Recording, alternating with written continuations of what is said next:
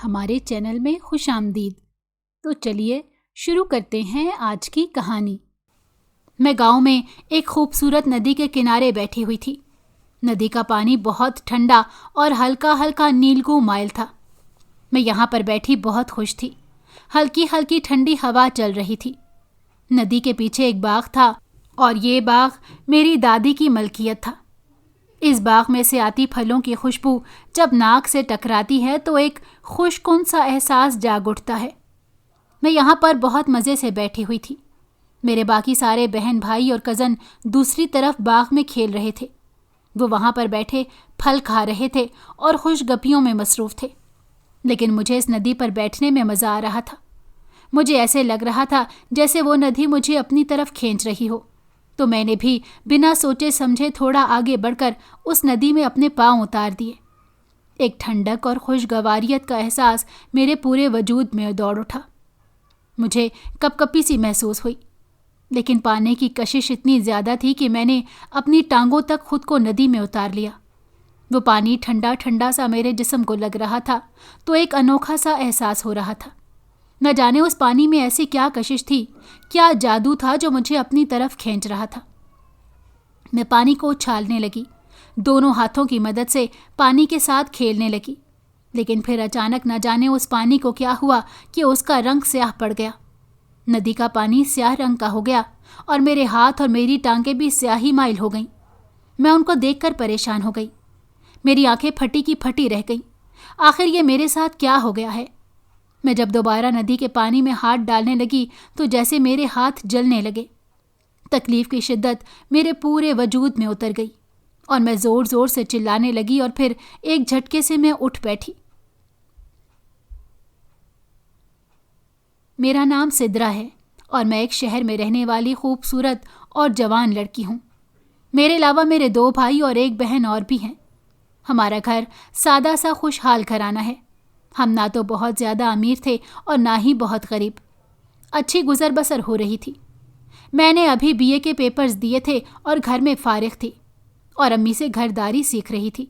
میرے باقی بہن بھائی ابھی پڑھ رہے تھے۔ راوی چین ہی چین لکھ رہا تھا کہ انہی دنوں میں ایک خط نے ہماری زندگی میں بھونچال ڈال دیا۔ وہ خط ایک دور دراز کے گاؤں سے آیا تھا اور اسے پڑھ کر ابو بہت بے چین ہو گئے۔ ہم نے بہت پوچھا کہ یہ خط کس نے بھیجا ہے، کہاں سے آیا ہے، کیوں آیا ہے، لیکن ابو نے ہمیں کچھ نہیں بتایا۔ اس معاملے میں امی بھی خاموش تھی اور انہوں نے بھی کوئی بات نہیں کی، لیکن جب سے وہ خط آیا تھا ابو بے چین سے لگ رہے تھے اور انہوں نے اعلان کر دیا تھا کہ سب اپنا اپنا سامان پیک کریں، ہمیں گاؤں کے لیے نکلنا ہے۔ یہ سن کر ہم حیرت زدہ رہ گئے۔ گاؤں؟ کیسا گاؤں؟ کون سا گاؤں؟ ہم تو آج تک کبھی کسی گاؤں نہیں گئے۔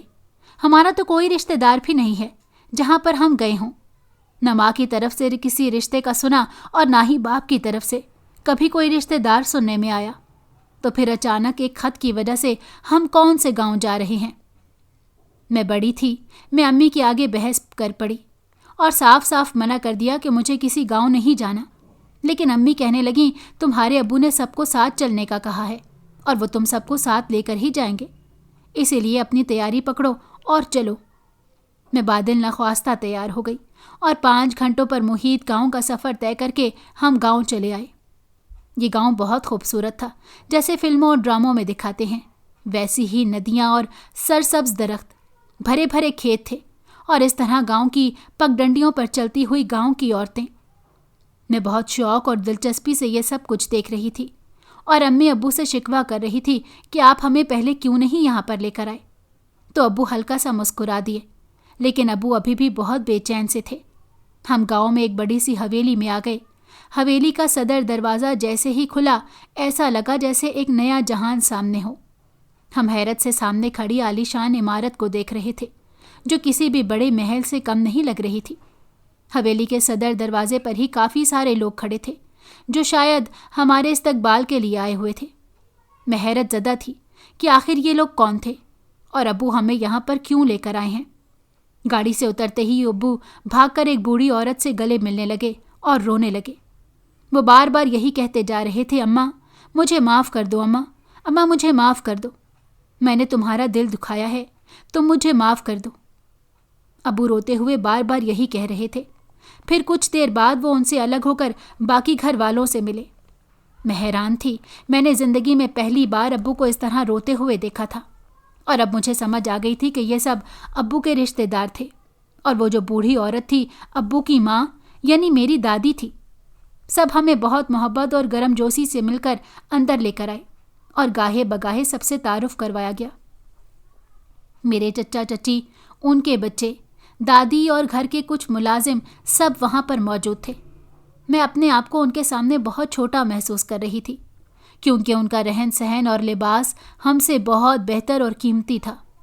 کچھ دیر کے بعد ہمیں ہمارے کمرے دکھا دیے گئے اور ہم سب آرام کی غرض سے اپنے کمروں میں آ گئے۔ وہیں پر میں نے امی ابو کو پکڑ لیا اور کہا کہ آخر یہ سب کیا ہے؟ یہ کون لوگ ہیں اور آپ نے ہمیں اب تک ان سے کیوں نہیں ملوایا؟ کیوں آپ ان سے اتنی دور تھے؟ تو ابو گہرا سانس بھر کر کہنے لگے کہ میں نے اور تمہاری ماں نے اپنی پسند سے شادی کی تھی۔ تمہاری ماں غیر قبیلے سے تھی تو اسی لیے میرے گھر والے راضی نہیں تھے۔ میں نے انہیں منانے کی بہت کوشش کی، لیکن جب یہ نہیں مانے تو اسی لیے میں نے اور تمہاری ماں نے گھر سے بھاگ کر شادی کر لی، اور ہم اس شہر سے بہت دور کہیں اور جا بسے۔ ہم نے اپنے اپنے گھر والوں سے کوئی رابطہ نہیں رکھا۔ ہمیں ڈر تھا کہ جب یہ لوگ ہمیں پکڑ لیں گے تو مار ڈالیں گے، کیونکہ بھاگ کر شادی کرنے والوں کو یہ معاف نہیں کرتے۔ اسی لیے ہم نے اپنی الگ ہی دنیا بسا لی۔ ان سب سے دور ہو کر ہم خوش تو نہیں تھے، لیکن ایک دوسرے کے ساتھ مطمئن تھے۔ پھر تم پیدا ہونے والی ہو گئی۔ ہم اپنی زندگی میں اتنے مصروف ہو گئے کہ دوبارہ پلٹ کر کبھی پیچھے دیکھنے کا موقع ہی نہیں ملا۔ اب اتنے برسوں کے بعد اماں جان کے خط نے میرے پورے وجود کی عمارت ہلا کر رکھ دی۔ اماں جان کی طبیعت ٹھیک نہیں ہے، اور وہ مجھ سے اپنے آخری وقت میں ملنا چاہتی تھیں۔ اسی لیے میں بھاگم بھاگ تم سب لوگوں کو گاؤں لے کر آ گیا۔ ابو کے لہجے میں پچھتاوے بول رہے تھے۔ اپنوں سے دوری کا دکھ انہیں اندر سے کھوکھلا کر چکا تھا، لیکن پھر بھی وہ یہاں آ کر بہت خوش تھے اور چہکتے پھر رہے تھے۔ ہم اگلے ہی دن گاؤں گھومنے نکل گئے۔ وہاں پر چھوٹی چھوٹی کافی ندیاں تھیں، جگہ جگہ ٹیوب ویل لگے ہوئے تھے۔ گاؤں دیکھنے کا بہت مزہ آ رہا تھا۔ کھیتوں میں فصل تیار تھی۔ ہم یہ سب دیکھ کر بہت خوش ہو رہے تھے۔ پھر دوپہر کے وقت باغ میں آ کر ہم نے کافی پھل کھائے۔ یہ باغ بھی میری دادی کی ملکیت میں سے تھا۔ میں پھل کھاتے کھاتے باغ گھومنے لگی۔ گھومتے پھرتے میں ایک ندی کے قریب آ گئی۔ باغ کے قریب ہی ایک ندی بہہ رہی تھی جس کا پانی بہت شفاف تھا۔ میرا دل کیا اور میں نے ندی میں پاؤں اتار دیے اور پھر تھوڑا اور نیچے ہو کر بیٹھ گئی۔ میں ندی میں آدھی ڈوب چکی تھی اور مجھے ٹھنڈا ٹھنڈا پانی بہت اچھا لگ رہا تھا۔ میں ہاتھوں سے پانی اچھالتی بہت مزہ کر رہی تھی کہ اتنے میں اچانک میرے چچا کا بیٹا فیصل آیا اور کہنے لگا، سدرا آپی، اس کے اندر مت بیٹھیں، دادوں نے منع کیا ہے، یہ ندی ہمارے لیے نہیں ہے۔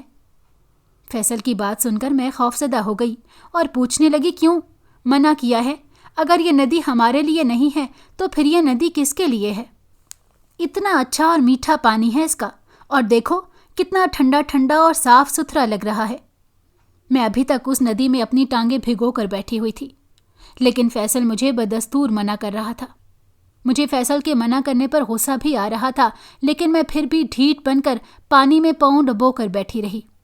پھر اس کے بار بار منع کرنے کے بعد میں باہر نکل ہی آئی اور ہم گھومتے گھومتے باغ میں پھل توڑتے کھاتے پیتے رہے۔ اس طرح ہم گھر واپس آ گئے، لیکن رات ہوتے ہی مجھے چکر آنے لگے، سینے پر بوجھ سا پڑ گیا اور کندھے بھاری ہو گئے، اور پھر ایک دم اتنا تیز بخار ہو گیا کہ میں منٹوں میں بخار میں تپنے لگی۔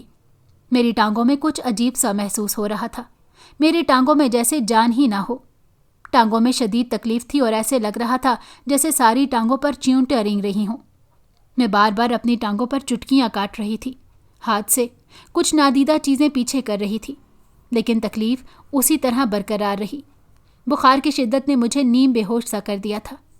امی ابو کے تو ہاتھ پیر پھول گئے اور دادو تو جیسے بے حد پریشان ہو گئیں کہ یہ کیا ہو گیا، کیونکہ میری طبیعت ہی ایک دم اتنی خراب ہو گئی تھی، اور امی ابو کی تو مجھ میں جان بستی تھی۔ آخر میں ان کی پہلی اولاد تھی۔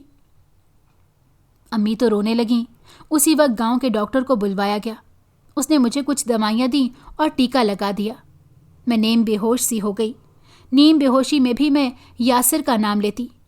وہ سب حیران اور پریشان تھے کہ آخر سدرا کو کیا ہوا ہے اور یہ کون ہے جس کو یہ پکار رہی ہے۔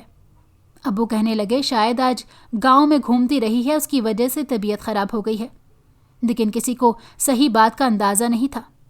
دادو بھی بے حد پریشان ہو چکی تھی کہ گاؤں آتے ہی لڑکی کو کیا ہو گیا۔ اگلے دن میری طبیعت کچھ سنبھل گئی تھی، لیکن ٹانگوں میں ابھی بھی ویسے ہی تکلیف تھی اور اسی طرح وہاں پر چیونٹیاں رینگ رہی تھیں۔ دوبارہ ڈاکٹر کو بلوایا گیا اور اسے ساری تکلیف کے بارے میں بتایا گیا، لیکن ڈاکٹر کے مطابق ٹانگوں میں ایسا کوئی مسئلہ نہیں ہے۔ لیکن پھر آہستہ آہستہ میری ٹانگیں ہلکی ہلکی نیلی ہونا شروع ہو گئیں، ان کا رنگ بدلنے لگا۔ میں چلنے لگتی تو مجھے بہت تکلیف ہوتی۔ میں ہمت کر کے چل رہی تھی۔ میں اپنی حالت سے بہت خوفزدہ ہو گئی تھی اور ٹانگوں کو دیکھتے ہوئے میری جان نکل رہی تھی۔ مجھے ایسا لگ رہا تھا جیسے میں کسی بہت بڑی بیماری میں مبتلا ہو گئی ہوں۔ میں رونے لگی، لیکن رونے سے بھی معاملہ حل تو نہیں ہو سکتا تھا۔ اور پھر ٹانگوں کی تکلیف کے علاوہ یہ جو میرے کندھے بھاری ہو گئے تھے اور جو اتنا تیز بخار تھا، اس نے مجھے الگ پریشان کر رکھا تھا۔ امی ابو میری حالت دیکھ کر بہت پریشان تھے۔ مجھے گاؤں آنے کا جتنا شوق اور جتنا مزہ آ رہا تھا وہ سب کرکرا ہو کر رہ گیا، اور میں خود بھی اپنی اس حالت سے بہت پریشان تھی۔ اچانک امی مجھ سے پوچھنے لگیں کہ رات تم نیم بے ہوشی میں یاسر کا نام لے رہی تھی، آخر یہ کون ہے؟ تم کس کو پکار رہی تھی؟ تو میں حیرانی سے امی کی شکل دیکھنے لگی کہ یہ کون ہے، مجھے تو خود بھی نہیں ان کا پتہ۔ میں نے کہا امی مجھے معلوم نہیں، میں تو ایسے کسی بھی نام کے کسی شخص کو نہیں جانتی۔ لیکن امی نے کہا کہ تم مسلسل ان کو پکارتی رہی ہو۔ یہ بات اپنے آپ میں حیران کر دینے والی تھی، لیکن میرے ساتھ اب جو کچھ ہو رہا تھا وہ سب کچھ الگ سا ہی ہو رہا تھا۔ اپنی ٹانگوں کی تکلیف کے باعث میں کمرے تک محدود ہو کر رہ گئی تھی۔ مجھ سے نہ اٹھا جا رہا تھا اور نہ ہی چلا پھرا جا رہا تھا۔ ٹانگوں میں عجیب سی کیفیت تھی، چیونٹیاں رینگنے لگتیں اور ایسے دل کرتا کہ میں اپنی ٹانگوں پر چٹکیاں کاٹوں۔ ابھی اس بات کو ایک دن ہی گزرا تھا کہ شام کے وقت جب میں کمرے میں اکیلی تھی، سب لوگ باہر حویلی کے صحن میں بیٹھے چائے سے لطف اندوز ہو رہے تھے، اور میں اندر اپنی ٹانگوں کی تکلیف کے باعث بستر میں لیٹی ہوئی تھی کہ اچانک میرے کمرے میں کوئی داخل ہوا۔ میں نے اس سے پہلے اس کو حویلی میں نہیں دیکھا تھا، اسی لیے اسے پوچھنے لگی تم کون ہو؟ تو وہ کہنے لگا یہ میں ہوں، یاسر۔ یاسر؟ یاسر کون؟ میں نے حیرت سے پوچھا تو کہنے لگا میں ایک جن زاد ہوں اور جنات کی دنیا سے آیا ہوں۔ اس کی بات سن کر میں انتہائی خوفزدہ ہو گئی اور چلانے لگی۔ میری چیخیں سن کر سارے گھر والے کمرے میں بھاگے آئے۔ کیا ہوا سدرا؟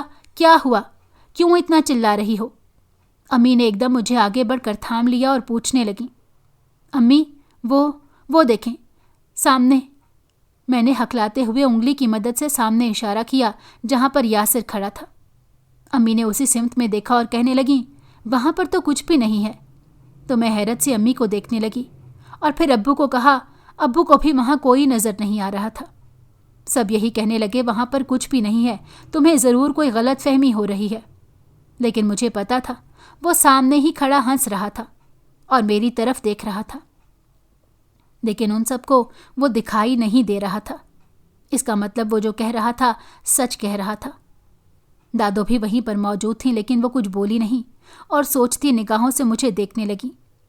ایک ایک کر کے سب لوگ کمرے سے چلے گئے، صرف امی میرے پاس بیٹھی رہیں اور وہ کمرے میں موجود تھا جو صرف مجھے دکھائی دیتا تھا، کسی اور کو نظر نہیں آتا تھا۔ امی مجھ سے کہنے لگیں سدرا تمہیں کیا ہو گیا ہے بیٹا؟ گاؤں آتے ہی تم نے اپنی کیا حالت کر لی ہے؟ اوپر سے تم چلا چلا کر سارے گھر کو اکٹھا کر رہی ہو۔ کیا مسئلہ چل رہا ہے تمہارے ساتھ؟ مجھے تو لگ رہا ہے میری بیٹی کو نظر لگ گئی ہے، یا پھر اسے گاؤں آنا راس نہیں آیا۔ امی کی بات سن کر میں بے بسی سے رونے لگی اور کہنے لگی امی خدا کی قسم میں سچ کہہ رہی ہوں، کمرے میں کوئی موجود تھا، اس نے مجھے اپنا نام یاسر بتایا اور وہ کہہ رہا تھا کہ میں ایک جن زاد ہوں، وہ مجھ سے محبت کرتا ہے، مجھے اپنے ساتھ جنات کی دنیا میں لے کے جانا چاہتا ہے۔ مجھے اس کے ساتھ نہیں جانا امی، پلیز مجھے بچا لیں، مجھے اس کے ساتھ نہیں جانا۔ میں نے امی کو اپنی بات کی یقین دہانی کے لیے قسم تک کھا لی۔ میری قسم کی وجہ سے امی خاموش ہو گئیں، اور اس کے بعد جب وہ کمرے سے چلی گئیں تو دادو نے باہر سب کو اکٹھا کیا ہوا تھا۔ جتنے لوگ بھی گاؤں گھومنے گئے تھے دادو نے سب کو اکٹھا کیا تھا اور ان سے سوال جواب کر رہی تھی، اور پھر آخرکار فیصل نے دادو کو بتا ہی دیا کہ آپی نے اسی ندی میں پاؤں ڈالے ہوئے تھے اور وہ وہاں پر نہا رہی تھی۔ یہ بات سن کر دادو کے چہرے کا رنگ فک ہو گیا، اور پھر امی نے بھی جا کر دادو کو جب میرے ساتھ ہونے والی گفتگو کے بارے میں بتایا تو دادو کو یقین ہو گیا کہ یہ سب جنات کا کیا دھرا ہے۔ سدرا سے ایک غلطی ہوئی اور اب وہ اسی غلطی کا خمیازہ بھگت رہی ہے۔ دادو کو اب صحیح معنوں میں تشویش ہونے لگی، کیونکہ میرے اوپر جنات کا گہرا اثر ہو گیا تھا۔ دادو فیصل کو ڈانٹنے لگی، تم نے سدرا کو بتایا کیوں نہیں کہ اس ندی میں پاؤں ڈالنا منع ہے، نہ اس کے پانی میں ہاتھ ڈالنے کی اجازت ہے؟ تو فیصل کہنے لگا، میں جب تک وہاں پر گیا تب تک آپ ہی ندی میں پاؤں ڈال چکی تھی، لیکن میں نے ان کو بہت منع کیا، وہ ندی سے باہر نہیں آئیں۔ میں کیا کرتا؟ امی اور ابو نہ سمجھی کے عالم میں یہ سب سن رہے تھے۔ پھر ابو نے ہی دادو سے پوچھا، امی جان کیا بات ہے؟ اس ندی میں آخر ایسا کیا ہے جس کی وجہ سے آپ اتنی تشویش کا شکار ہیں؟ تو دادو ابو سے کہنے لگی، منظور حسین، وہ ندی دراصل جنات کی ندی ہے، وہ ان کے نہانے کے لیے اور استعمال کے لیے بنائی گئی ہے، وہاں پر کسی بھی انسان کا جانا منع ہے۔ لیکن سدرا کو یہ بات معلوم نہیں تھی، اسی لیے وہ وہاں پر چلی گئی اور اس نے اس پانی میں نہا لیا، اور اب دیکھو اس کی کیا حالت ہو گئی ہے۔ اماں جان پریشانی کے عالم میں کہہ رہی تھیں تو میری امی حیرت سے ان کی شکل دیکھنے لگیں اور کہنے لگیں، جنات کی ندی؟ اماں جان، ہماری دنیا میں جنات کی ندی کا کیا کام؟ اور پھر وہ آپ کے باغ سے ملحق کیوں ہیں؟ آخر یہ سب کیا ہے اور کیوں ہے؟ امی بہت حیرانی اور تشویش سے پوچھنے لگیں تو دادو نے گہرا سانس بھرا اور کہنے لگیں، وہ ندی دراصل میرے مرحوم شوہر نے بنائی تھی۔ جب میرے بچے چھوٹے چھوٹے تھے تو ایک بار ہم سب ایک ندی میں کشتی کی سیر کرنے کے لیے گئے تھے۔ ہماری بری قسمت کے وہاں پر ندی میں ہماری کشتی الٹ گئی۔ میں اور منظور حسین کے ابا بالکل ٹھیک تھے، لیکن بچے ڈوبنے لگے تھے۔ ہم نے شور مچا دیا، لیکن دور دور تک وہاں کوئی نظر نہیں آ رہا تھا۔ میں رونے لگی، تمہارے ابا بچوں کو بچانے کی کوشش کر رہے تھے۔ تب جنات نے ہماری مدد کی اور ان بچوں کو ندی سے نکالنے میں کامیاب ہوئے۔ ہم نے ان کا بہت شکریہ ادا کیا اور بدلے میں ان سے کہا کہ اگر آپ کو کچھ چاہیے تو ہمیں بتائیں، ہم وہ کریں گے جتنی ہماری بساط ہوئی، ہم آپ کے لیے ضرور کریں گے۔ لیکن انہوں نے بدلے میں ہم سے ندی کی فرمائش کر دی اور کہا کہ وہ ندی صرف جنات کے لیے ہوگی، اس میں کوئی انسان نہیں نہائے گا۔ ہم نے ان کی شرط مان لی اور پھر میرے مرحوم شوہر نے وعدے کے مطابق اپنے باغ سے ملحق ایک چھوٹی سی ندی جنات کے لیے بنا دی۔ اب وہ ندی صرف جنات کے لیے مخصوص ہے، انہیں پتہ ہے کہ ان کا پانی انہی کے لیے ہے، جیسے مرضی استعمال کریں، وہاں پر کسی بھی انسان کو جانے کا کوئی حق نہیں ہے۔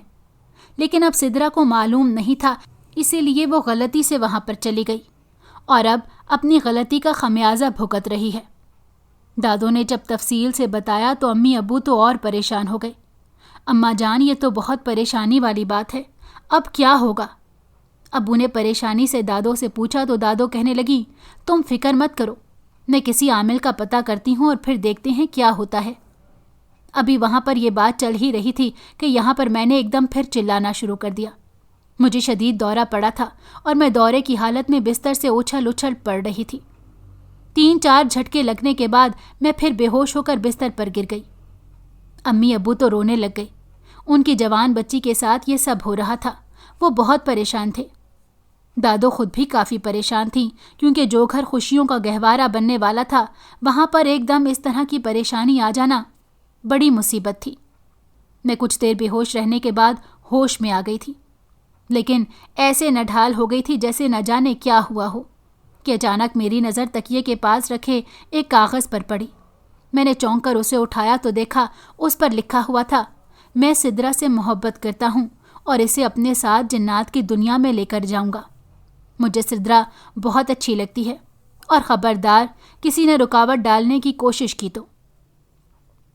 میں یہ پڑھ کر پریشان ہو کر رہ گئی اور وہ کاغذ کا ٹکڑا میں نے ابو کو دے دیا۔ ابو بھی اسے دیکھ کر پریشان ہو گئے اور کہنے لگے، اس طرح تم پریشان مت ہو، میں کچھ نہ کچھ کرتا ہوں۔ گھر میں عجیب بے سکونی سی پھیل گئی تھی اور میں خود کو اس کا مجرم سمجھ رہی تھی۔ آخر یہ سب میری وجہ سے ہی تو ہوا تھا۔ امی اور ابو اور دادو حد سے زیادہ پریشان تھے، اور رہی میں تو اپنی قسمت کی کایا پلٹ پر حیران تھی۔ آخر یہ سب میرے ساتھ ہی کیوں ہوا؟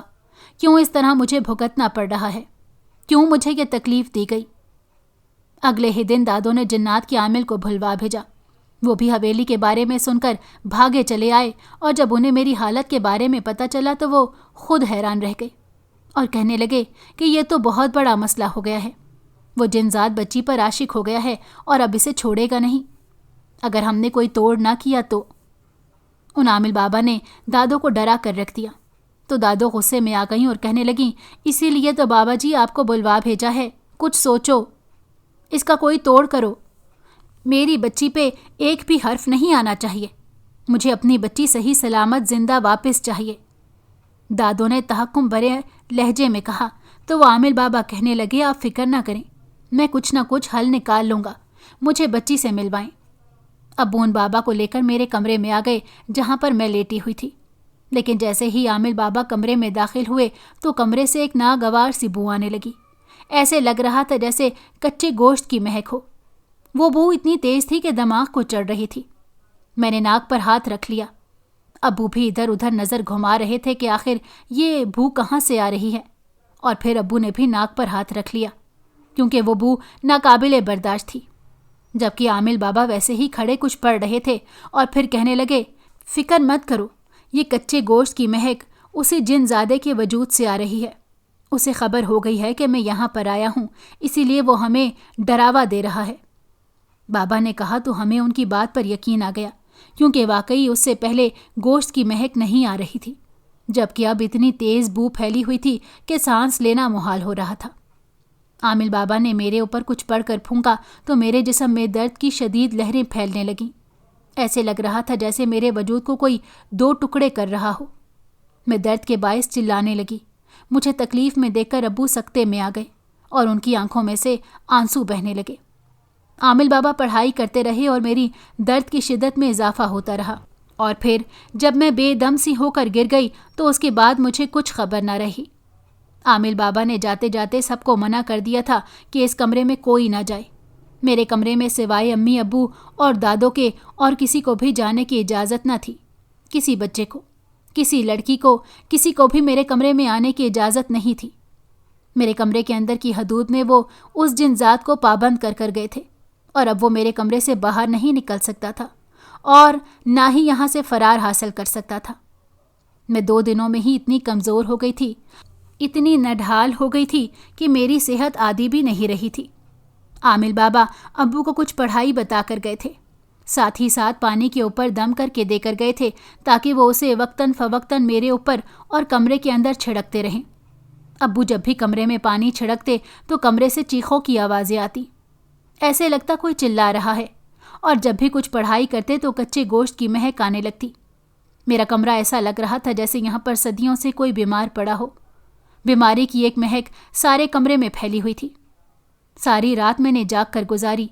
तकलीफ़ के बायस मुझसे सोया ही नहीं जा रहा था, और फिर सुबह के वक्त फजर के बाद अब्बू ने आकर फिर मेरे पे दम किया और खिड़कियों के पर्दे हटा दिए। कमरे में हल्की हल्की रोशनी आई तो मुझे बहुत अच्छा लगा। मेरा दिल कर रहा था कि मैं भी उठकर बाहर जाऊं, बाहर सहन में घूमूं फिरूं और हवेली देखूं। अभी तो मैंने हवेली पूरी भी नहीं देखी थी। अभी तो मैंने गांव में बहुत घूमना था कि आते ही ये मसला हो गया। मैं खिड़की से अंदर आती रोशनी को देखकर खुश हो रही थी तो अब्बू कहने लगे, बेटा खिड़की के पास बैठोगी? अब्बू ने पूछा तो मैंने हाँ में सर हिला दिया, लेकिन जब मैं उठने की कोशिश करने लगी तो मुझसे उठा नहीं गया। बेबसी से मेरी आंखों में आंसू आ गए। अब्बू ने फिर मुझे सहारा देकर उठाया और लाकर कुर्सी पर बिठा दिया और कुर्सी खिड़की के पास रख दी। मैं बाहर देख देख कर खुश हो रही थी। अम्मी भी जब कमरे में आई तो उन्होंने मुझे बेहतर में हालत में देखा तो अल्लाह का शुक्र अदा किया, लेकिन शायद उस जिनजाद यासिर को हमारी यह खुशी पसंद नहीं आई, और पहले जो सिर्फ कमरे से कच्चे गोश्त की महक आ रही थी, अब वहाँ पर कच्चे गोश्त का इतना बड़ा टुकड़ा मिला।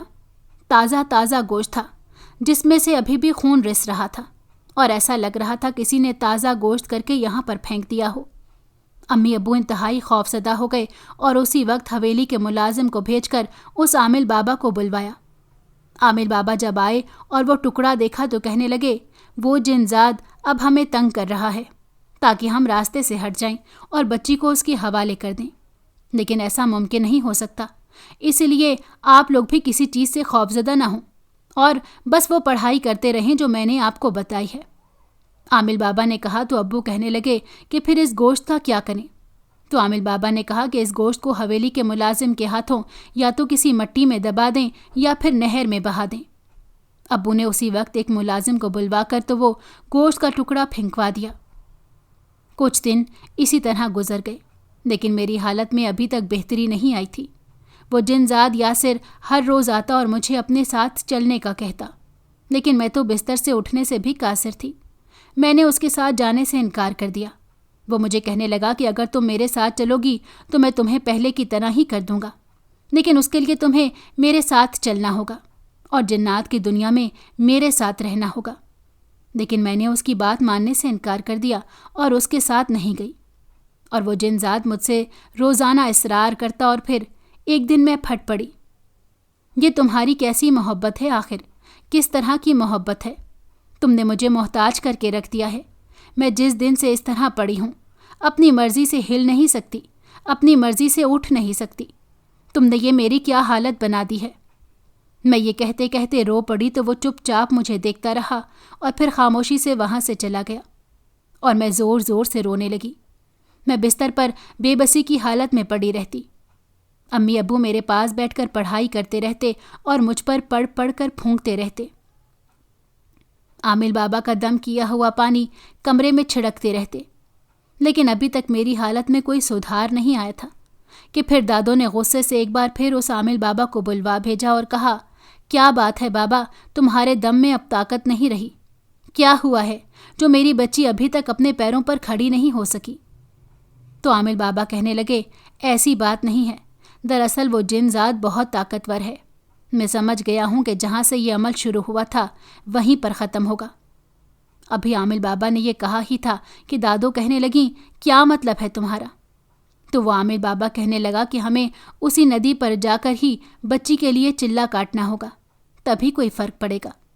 میں نے اپنی سے پوری کوشش کی ہے، لیکن وہ جنزاد اس سے پیچھے نہیں ہٹ رہا، وہ نہیں مان رہا۔ اس کی طاقت بہت زیادہ ہے، وہ ہر حال میں بچی کو اپنے ساتھ لے جانا چاہتا ہے۔ عامل بابا نے تفصیل سے کہا تو دادو سمجھ کر سر ہلانے لگیں اور پھر کہنے لگیں، ٹھیک ہے، جو تمہیں بہتر لگاتا ہے وہ کرو، لیکن میری بچی مجھے اپنے پیروں پر صحیح سلامت چاہیے۔ دادو کی بات پر عامل بابا ان کو یقین دہانی کرواتے ہوئے چلے گئے۔ حویلی میں ایسا سناٹا پھیلا ہوا تھا جیسے موت کا سناٹا ہوتا ہے۔ یہاں پر سب اپنی اپنی جگہ سوچ میں گم تھے۔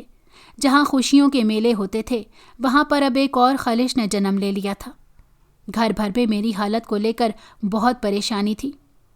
چچا چچی، ان کے بچے، میرے بہن بھائی سب بہت پریشان تھے اور میرے لیے دعائیں کر رہے تھے، لیکن میری حالت ابھی تک ٹھیک نہیں ہوئی تھی۔ نہ جانے اس ندی کا کیا قصہ تھا جو میں اتنا بیمار ہو گئی کہ اپنے پیروں پر کھڑے ہونے سے بھی گئی۔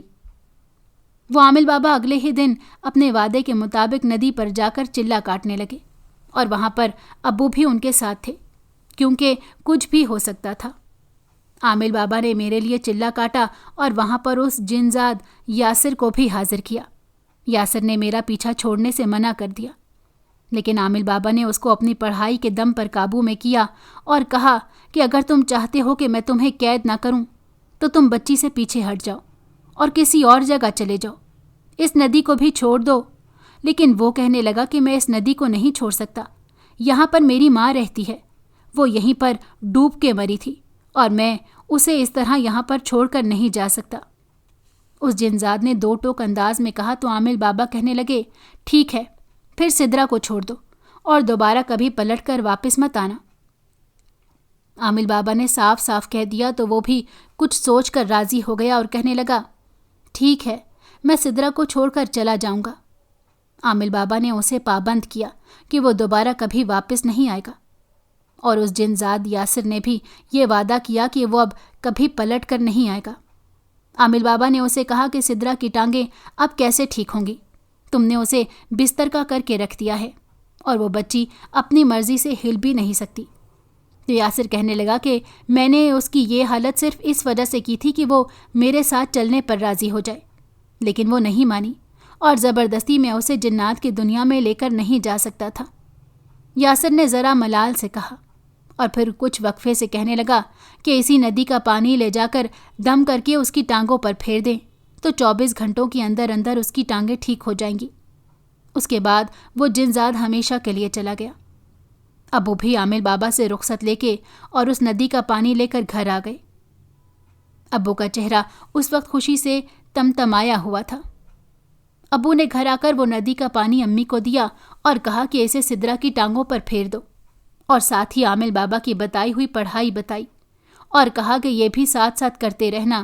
یوں امی نے وہ پانی میری ٹانگوں پر پھیر دیا اور پھر کچھ گھنٹوں کے بعد میری ٹانگوں میں ہلکی ہلکی حرکت ہونا شروع ہوئی اور اس کے بعد آہستہ آہستہ میری ٹانگیں پوری جان میں آ گئیں اور میں اپنی ٹانگوں کو ہلانے جلانے لگی۔ خوشی کے مارے میری آنکھوں میں آنسو آ گئے۔ نہ جانے آج میں کتنے دنوں بعد اس طرح اپنی ٹانگوں پر کھڑی ہوئی تھی۔ میں بہت خوش تھی اور مجھے صحت مند دیکھ کر امی، ابو اور دادو بھی بہت خوش تھے۔ دادو نے میرا صدقہ اتارا اور پورے گاؤں میں میری صحت یابی کے حوالے سے مٹھائی تقسیم کی گئی۔ اتنے دنوں بعد اپنے پیروں پر کھڑے ہو کر میں بہت خوش تھی اور پوری حویلی میں اڑتی پھر رہی تھی۔ امی، ابو اور دادو بھی مجھے اپنے پیروں پر کھڑے دیکھ کر بہت خوش ہو رہے تھے۔ اس کے بعد دادو نے رات کے کھانے کے بعد ہم سب کو اکٹھا کیا اور کہا، میں نے جس مقصد کے لیے تم لوگوں کو بلوایا تھا وہ مقصد تو بیچ میں ہی رہ گیا۔ سدرا کی بیماری نے میرے ہاتھ پیر پھلا دیے تھے۔ ایسا کبھی نہیں ہوا کہ میری بچی یا میرے گھر کے افراد کے ساتھ اس طرح کا کوئی معاملہ ہو، اس لیے میں ان دنوں بہت ٹینشن میں تھی۔ لیکن اب سدرا کو صحت مند دیکھ کر میں بالکل ٹھیک ہوں اور چاہتی ہوں کہ جس مقصد کے لیے تم لوگوں کو بلوایا ہے وہ تم دونوں کو بتا دیا جائے۔ ابو، امی، چاچو اور ہم سب دادو کی طرف دیکھ رہے تھے اور چپ کر کے ان کو سن رہے تھے۔ دادو نے پھر کہنا شروع کیا، منظور حسین، جیسا کہ تو نے اپنی مرضی سے نکاح کیا اور بھاگ کر شادی کر لی، لیکن مجھے تب بھی تیری اس پسند پر کوئی اعتراض نہیں تھا، بس تیرے مرحوم باپ کو اعتراض تھا اور وہ چاہتے تھے کہ ہماری بہو ہمارے قبیلے کا ہی خون ہو، لیکن تیری پسند اسی میں تھی، اسی لیے تو اسی کو لے کر آیا ہے۔ تو بے شک اتنے عرصے تک ہم سے دور رہا ہے اور کٹ کے رہا، لیکن پھر بھی اس گھر کی جائیداد میں تیرا حصہ ہے اور میں تجھے اسے محروم نہیں رکھ سکتی۔ میں نے اسی لیے تجھے بلایا تھا کہ اپنے جیتے جی تم دونوں بھائیوں میں یہ جائیداد برابر تقسیم کر جاؤں، اور اس کے علاوہ میں نے ایک اور فیصلہ بھی کیا ہے۔ دادو نے ابھی اتنا ہی کہا اور پھر وقفہ لیا تو سب دادو کی طرف دیکھ رہے تھے کہ آج کیا بات ہے جو دادو یہ سب چھیڑے بیٹھی ہیں۔ میرے ابو ایک دم اٹھ کر اپنی امی کے قدموں میں گر گئے اور کہنے لگے، اماں جان مجھے معاف کر دیں، میں نے آپ کی گستاخی کی تھی، لیکن آپ یقین کریں میرا انتخاب غلط نہیں تھا۔ میں آپ لوگوں سے الگ رہنے کی خواہش میں ضرور مبتلا تھا، لیکن ویسے میں اپنی زندگی میں خوش اور مطمئن تھا۔